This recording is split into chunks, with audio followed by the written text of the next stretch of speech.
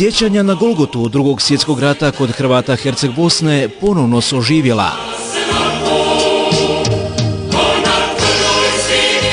Na pomolu je poznati scenarij tlačenja, ubijanja i istrebljenja ljudi iz ovih krajeva. Hercegovina je ustala.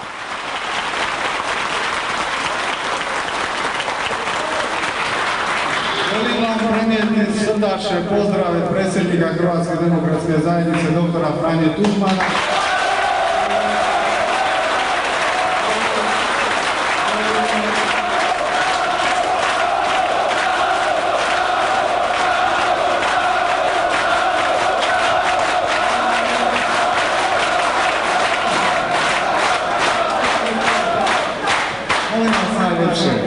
Ovdje smo se skupili zato da progovorimo o tome što želi i što hoće Hrvatska demokratska zajednica u Bosni i Hercegovini. To ću ovdje se boriti, ovdje pripadam.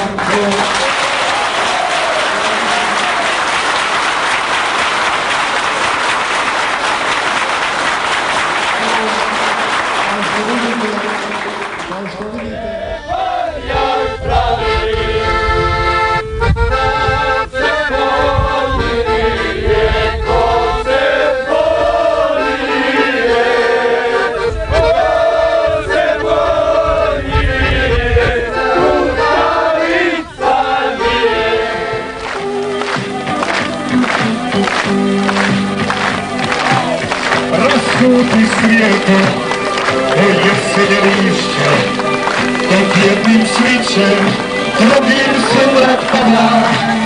Ošli smo braća, ošli smo majke, i neka ljubav bude puti tada. Kad skupi noći, ja Hrvatsku sanjam, često molim, pomoćne state. O Bože, čuvaj moju rodnu grudu, o Bože, čuvaj sve moje Hrvate. Ja sam ti noći, ja Hrvatsku sanjam, često molim. Izraz svoje težnje hrvatskoj pripadnosti oslikan je na Ciganskom brdu u vidu hrvatskog grba. Da nisu sami u ovim teškim vremenima pokazali su mnogi hrvatski čelnici i crkveni uzori. Uzoriti kardinal Franjo Kuharić i ministar obrane Republike Hrvatske Gojko Šušak među prvima su svojom nazočnošću to dokazali. Zazivamo Božji blagoslov na kršnju Hercegovinu i sve njezine ljude, blagoslov Božji na cijelu domovinu.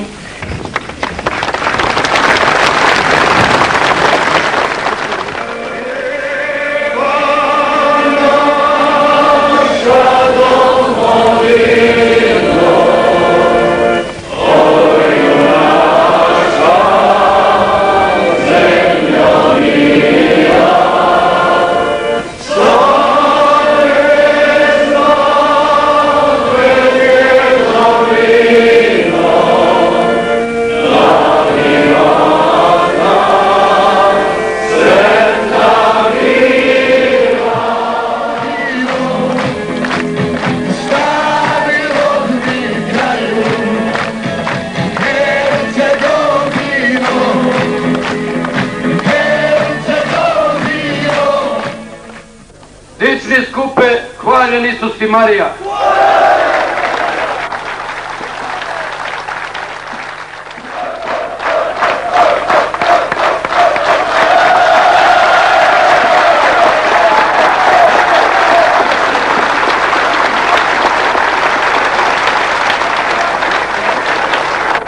Hrvatice i Hrvati, dragi moji Brježani, dragi vjeroučitelji,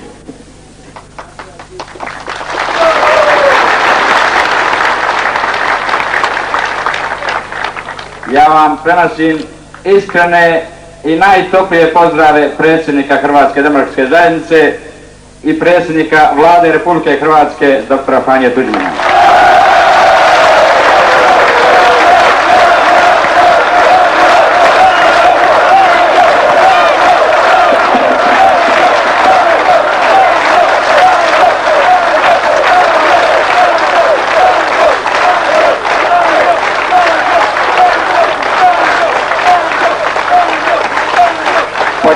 vodstvom i programom Hrvatske demokratske zajednice Hrvati na teritoriji Republike Hrvatske su stvorili suverenu i demokratsku državu.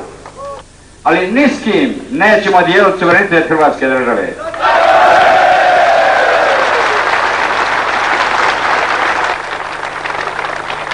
Vidim masu barjaka i nekoliko ih gore na vrhu naše drevne gimnazije.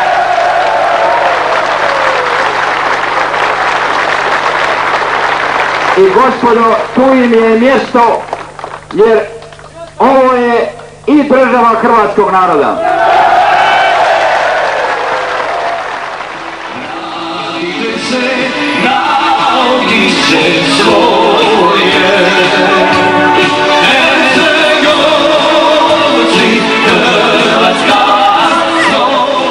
Velikosrpska agresija je pokazala svoje lice. Hrvatska se svakim danom sve više ruši i okupira. Prvi bedem obrane ustrojen je 5. kolovoza 1990. godine kao MUP Republike Hrvatske. To je bila prva legalna redarstvena postrojba. Da zajedno sa novom hrvatskom demokratskom vlašću, hrvatskim vrhovništvom, vratite ugled i toj službi.